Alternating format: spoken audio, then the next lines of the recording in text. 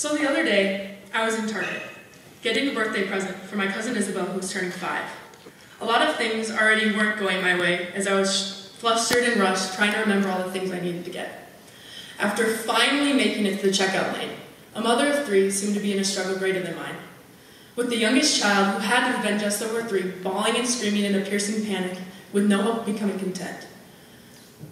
A stress was put on everyone in the store, including the clerk having to yell to be heard 2 feet away, me just wanting to get out of the store, and the mother trying to multitask and frazzled, because unlike a phone, when it starts to buzz and you can just turn it off, a baby does not come with an installed silent switch, unfortunately. Every second felt like hours until, snap, like a lightning strike.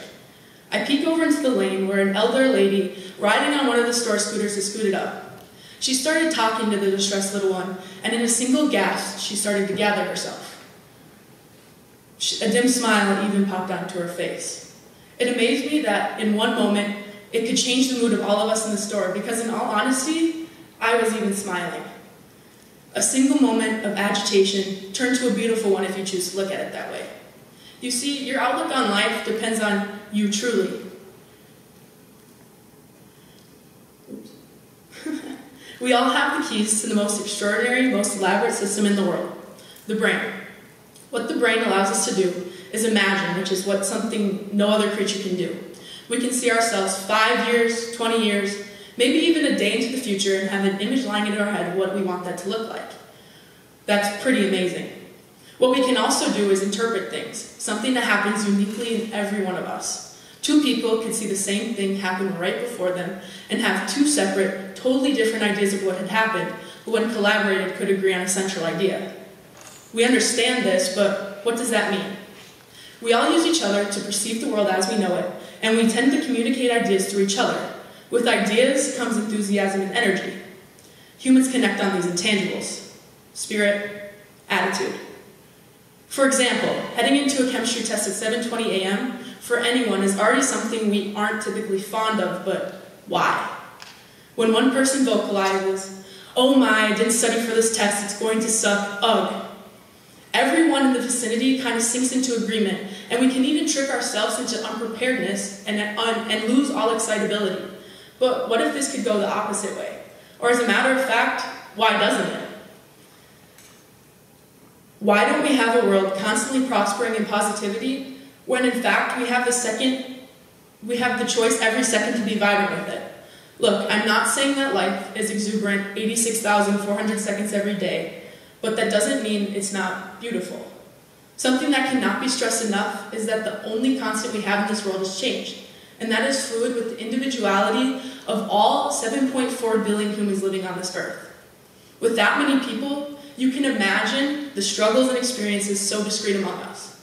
It's like we're all of these cars, different in color, shape, size, and speed, all heading down this road with the same destination, but taking their own solo route to get there. Some of them Ferraris racing to the finish line, while others a big slow truck collecting many things along the way. No matter which way they all go, they all end up in the same place, a graveyard, or a place where all of these vehicles in turn our body lay at rest when we have made the life we were to live. But once we reach the end, will we feel fulfilled? How you perceive your life, current and future, will play a major role in these 3 questions I'm about to ask you. What are your accomplishments? Are your dreams still alive, and if so, what are they?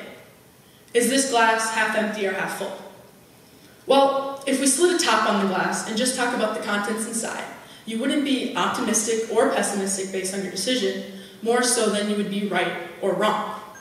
To say that the glass is half empty is simply just wrong. If we actually think about it, what is inside the glass? The water, yes, but other atmospheres such as gas molecules in excess. If we take this as a metaphor to life, we can relate the atmosphere and oxygen atoms as intangible dreams and aspirations that consume our life's thoughts, and the water as accomplishments in which everyone can see physically. No matter what your biggest dream in life is, it always has the capability to be kept in the conscience of you and only you. But what's the point of that? If we listen to the famous words of John Lennon, "A dream you dream alone is only a dream. A dream you dream together is reality." These words embody the truth. If you keep your dreams to yourself, you're a fool. You must not want them to become reality. You must not want them to come true. I'm serious. Your mind and your thoughts are the most private place on earth. But why do we get so afraid to share our wildest dreams with the world? Why do we want our dreams to stay dreams and leave them neglected? Don't be afraid.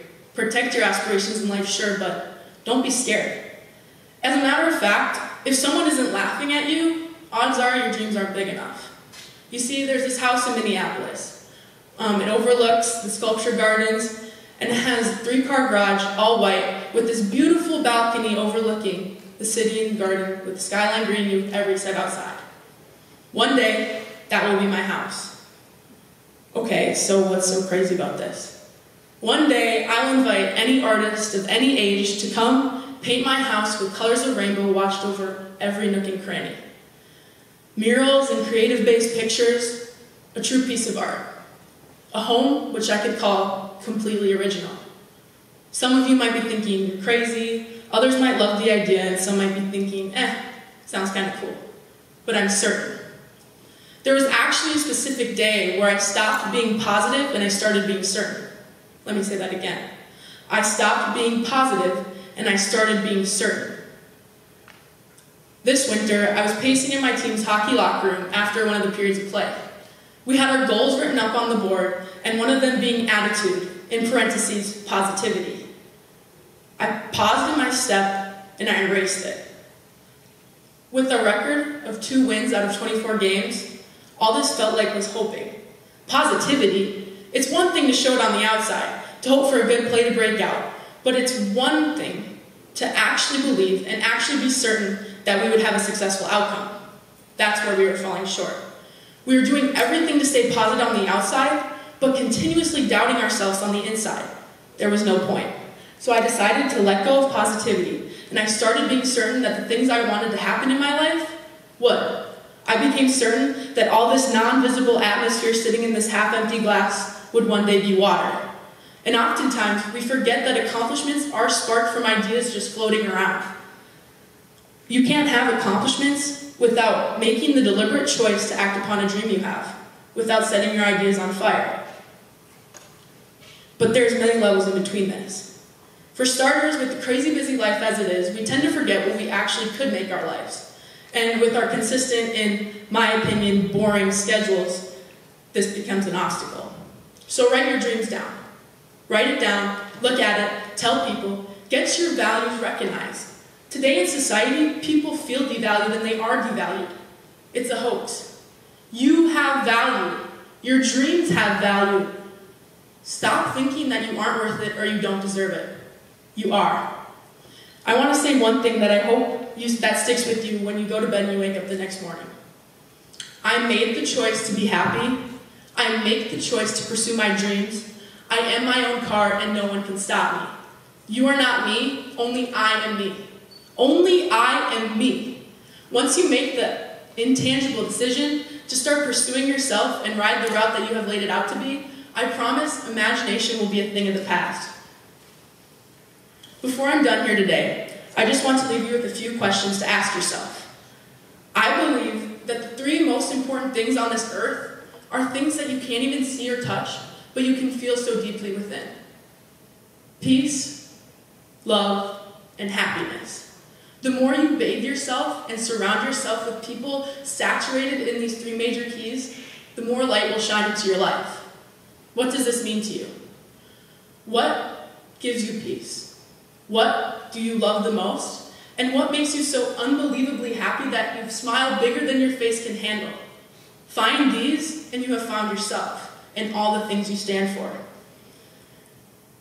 Make the choice every day to be joyful in your thoughts, and odds are you will impact someone's disposition for the better, because after all, intangibles are what makes the world go around, and what comes around goes around. Why can't we just start loving everyone for who they are and what they do? We are all amazing, and maybe someday we will all realize it too. I wish you much peace, love, and happiness in your life. Thank you.